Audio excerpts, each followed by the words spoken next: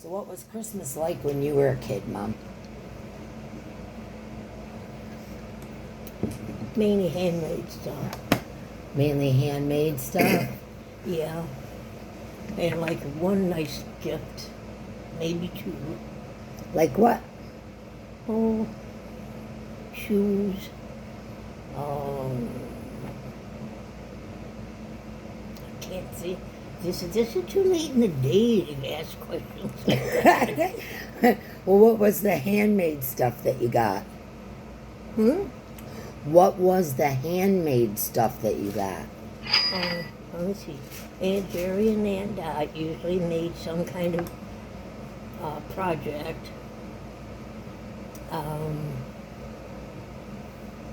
It's been a long time ago, Dee. Well, Well, think about it. I'm over 80. well, what was in your stocking? Well, we didn't have stockings right away, you know. Yeah. I think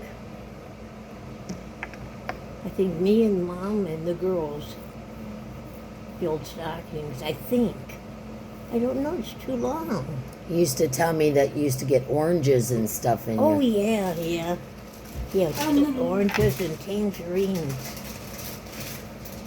I was trying to hear you. Oh, Oranges and tangerines. Why would you get oranges and tangerines in your stocking? Yeah, but why would you get that in your stocking?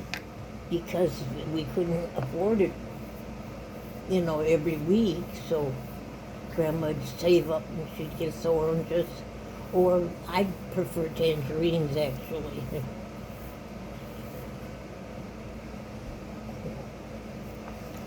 So you would get tangerines in your stocking. What else would be in your stocking? Peppermints and caramels and chocolate and all kind of stuff like that. That's cool. Did you always have a Christmas tree or Yeah. a real tree? Yeah. Yeah. Where would you get the real trees at? Where would you get your real trees at? French nursery. Mama, put your oxygen in your nose. You get it at Frank's Nurseries over there? Yeah. I think he doesn't cook them. He doesn't cook them. He doesn't sell them, I think, much anymore. There is no Frank's Nursery. It closed down a long time ago. Well, see, I told you. Ray Hunter's, too. Wasn't Ray Hunter's there or no? Ray Hunter's? What did I say? Frank's Nursery? Yeah. I'll be there. It's been so long I don't even know anybody anymore. Was it always snowy on Christmas? Was it always snowy on Christmas? Oh, yeah. See, nowadays we don't get the snow like we used to. Oh, my God. And when you guys were, young, you'd go out and play in the snow this deep on you, and you'd tunnel through. And Yeah. It's really something. Or we had the hill at the end of the road in the woods. Yeah. And we go tobogganing on that. Yeah. And I remember I don't know if you know this, but I used to take my double-bladed ice skates. Yeah. And I would skate on the puddles that were on either side of Pennsylvania Road right by the railroad tracks. That's how I learned to ice skate. Because I couldn't find no ice anywhere. We had a, 3-block deep, 3-block wide neighborhood. That was it. There was really no place to learn to ice skate. So I'd go down there by the railroad tracks right there. Well, I used to go skating down by the cement factory. Oh, yeah. See, that's a little further down. I didn't go quite that far. Yeah. Yeah. Remember Sand Hill School? Yeah, I'd love to go in there, but... It's a house now. Do you think we could go over there? I don't knock on the door and say, hey, we went to school here. It was a little 4-room school, 4 rooms? Yeah, and remember I had a little kitchen. It had 4 classrooms and a boys' and a girls' bathroom, and that's it. And in the wintertime, we used to have our gym class in the hallway. Oh my gosh. Yeah. It was so tiny. We had a basketball court and then monkey bars and swings, all the dangerous stuff that they really don't let you have anymore. All the monkey bars and, those ones that were shaped like a dome. Yeah. Yeah, those are illegal now because kids get hurt on them. Or, what the heck was the name of those? Merry-go-round? Merry-go-rounds, yeah. Merry-go-rounds, they don't have those no more either. Ain't that weird? Yeah, well, kids get hurt on them. Back then they didn't think about that so much. Just throw over there and play on that thing there. Yeah, go ahead. Knock yourself out, kid. Yeah, but we don't get the snow like we used to get. No. Do you remember the blizzard of 78? The snow was up over the house, and we had to go down the street and get Grandma and Grandpa on a toboggan. And I pulled them down the road because you couldn't walk. And they sure couldn't walk, so, I pulled them on a toboggan down to the house because their furnace went out. Yeah. And they stayed with us for, till that storm was done and all the snow melted. But it was 6-8 foot deep. And ambulances couldn't get through. Everybody was stuck wherever they were. You were just stuck. I vaguely remember that, vaguely. For like 2 weeks. Some people were stuck at their job and couldn't go home for a week or two.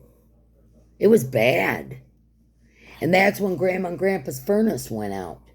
Ugh. Yeah, and I took my toboggan down the road. Well, they were only, 5 houses away or something.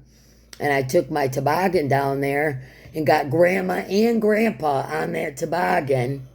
Believe it or not. Grandpa couldn't walk in that mess, and you know how stubborn he was. I got him on that toboggan. Him and Grandma, they laughed.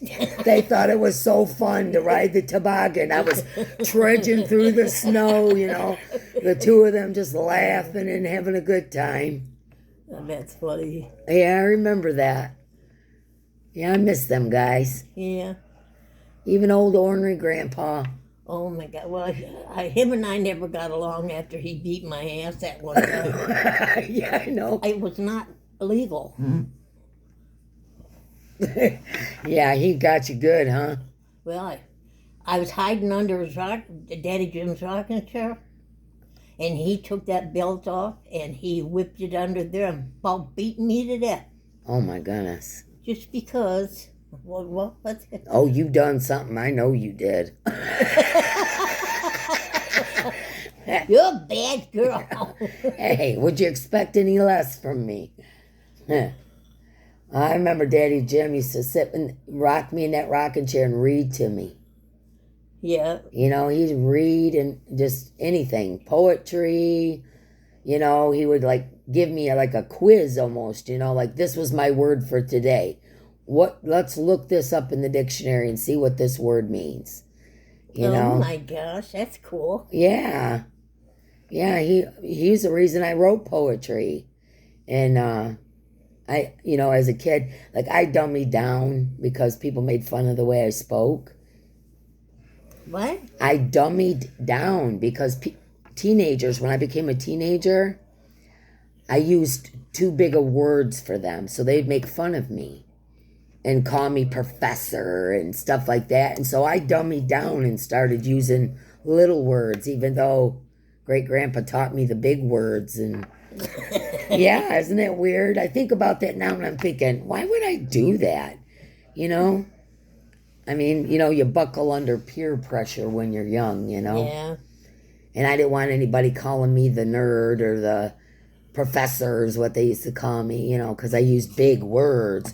They make fun of me. Oh, look at her and them big words, So I dummied down. That was so stupid. That was really dumb.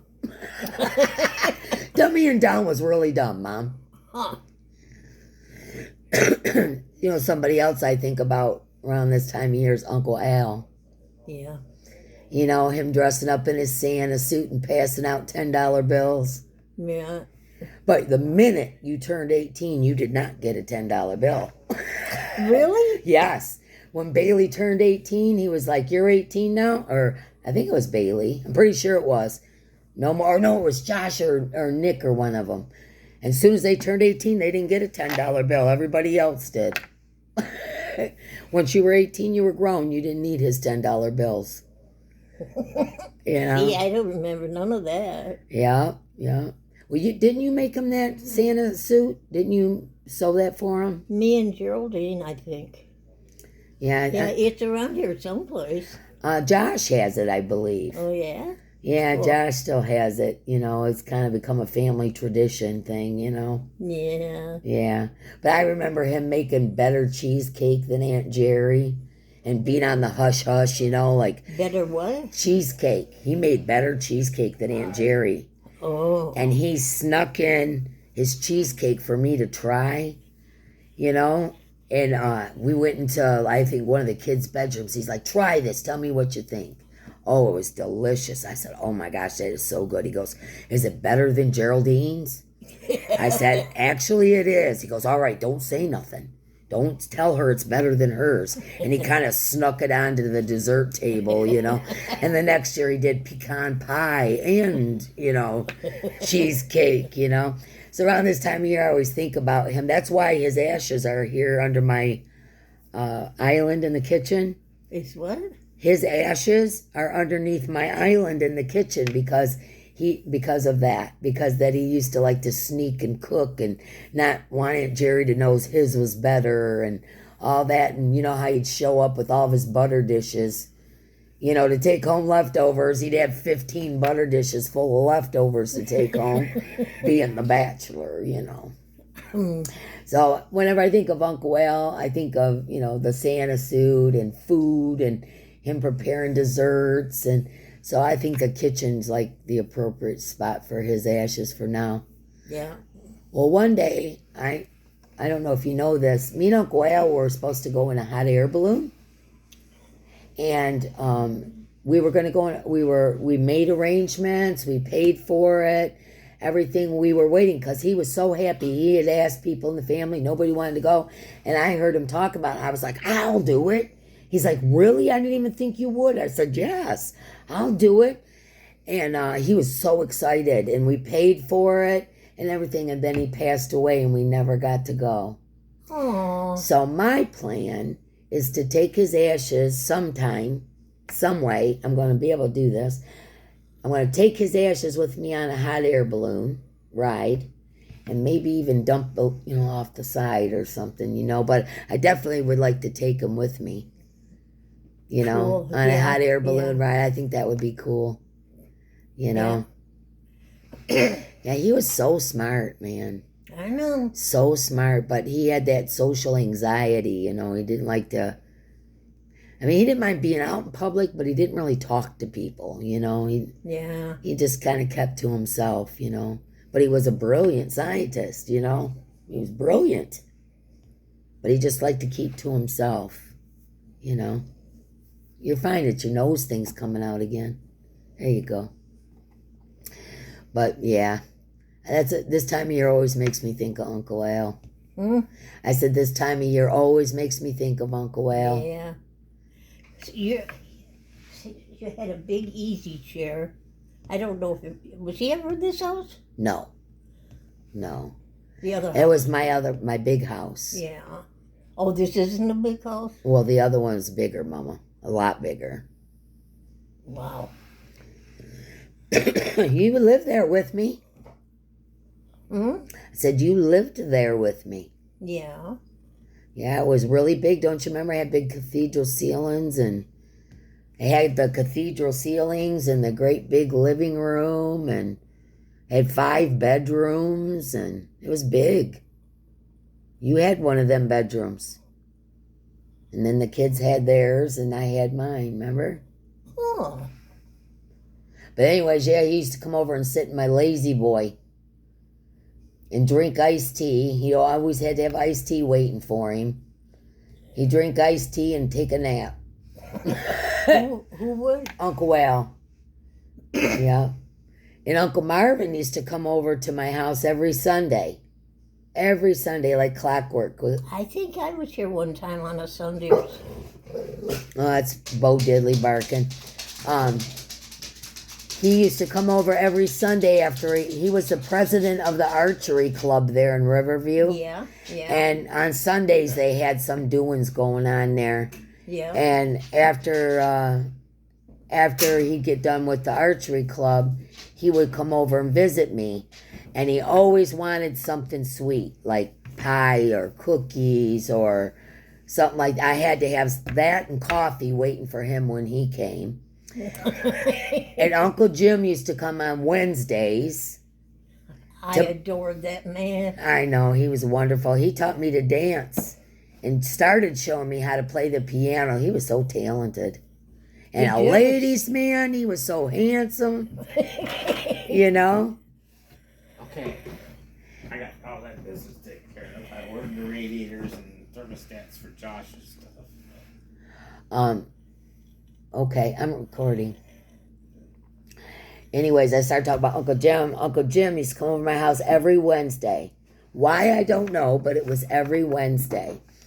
And when I was real young and I had my first apartment with Josh, he would stop by every Wednesday and he would bring me cigarettes. He would bring me diapers for Joshua and milk every Wednesday. I got to take a drink. Every Wednesday he would do that. And then when I moved to the big house and had all the kids and stuff, he'd come over every Wednesday, and then he would come and watch Josh and them play football. And he would yell. He'd be in the stands, and he'd go, "Show dogs!" He'd talk about Josh coming out. And from that day forward, they called Josh Show Dog. Uncle Jim gave him that name. But he used to come and watch Josh's football games and that. Yeah. Yeah, sure do miss them, guys. A couple of times. Yeah, you did. Stitch marker. Oh, my sinuses, I'm telling you. But yeah, he used to always wear the welder hats. The what? Welders hats, you know, those ones that tie in the back, almost like a biker hat. He'd wear them welders hats. And he'd go to every one of Josh's football games. And there goes Show Dog, you know. He gave Josh his nickname there. That was kind of cool. And Aunt Sandy would come with them, and they'd come and have tea and hang out and whatever. I miss those guys, man. It's funny. I'm terrible, but I really don't miss Lori. Oh, Lori's not dead, though, Mom. She just moved out of state. I don't miss her either. Huh? She's not dead. She just moved out of state, and I don't miss her neither. She was hateful. She was always mean to me. I don't know what her deal was. She was a user, I think. Yeah. Put your oxygen back up in there. I gotta walk around like this? I don't know. Yeah.